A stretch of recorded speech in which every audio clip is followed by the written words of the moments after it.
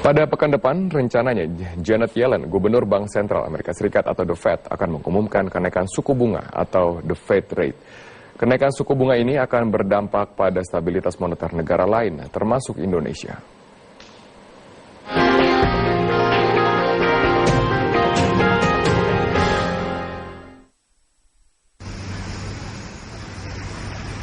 Pada hari Rabu 16 Desember 2015, untuk pertama kalinya dalam 10 tahun, Bank Sentral Amerika Serikat atau The Federal Reserve akan mengumumkan kenaikan suku bunga acuannya atau The Fed Fund Rate.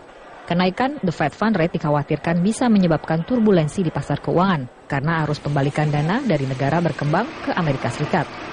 Gubernur Bank Indonesia Agus Martowardoyo memprediksi kenaikan The Fed Fund Rate akan berlangsung secara bertahap. Tahun 2016 tentu kita harus antisipasi.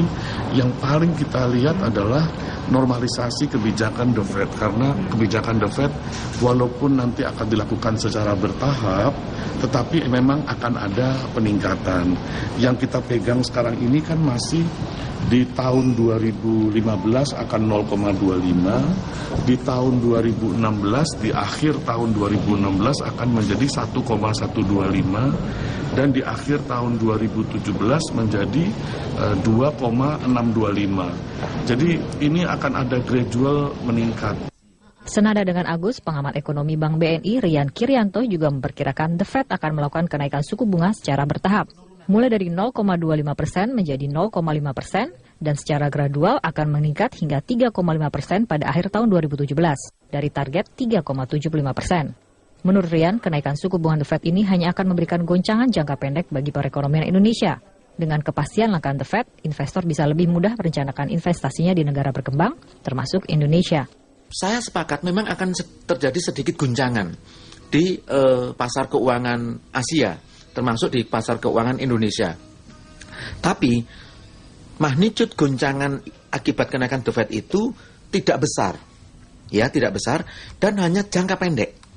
Sesudah itu, karena kepastian kenaikan Fed Fund Rate sudah terjadi, maka pengelolaan makroekonomi Indonesia ke depan jauh lebih enak, jauh lebih pasti, jauh lebih predictable. Dan kenapa reaksi pasar nanti tidak begitu kuat dalam arti negatif? Karena sesungguhnya sebagian hedge fund, sebagian investor, sebagian pelaku pasar keuangan kita sudah price in. Kenaikan bertahap merupakan normalisasi dari Amerika Serikat yang akan menjadi tantangan bagi negara berkembang. Selain itu, BI memperkirakan tekanan juga akan terjadi akibat dari super cycle dolar, yakni penguatan mata uang dolar dan pelemahan harga komoditas yang disebabkan oleh perlambatan ekonomi Tiongkok.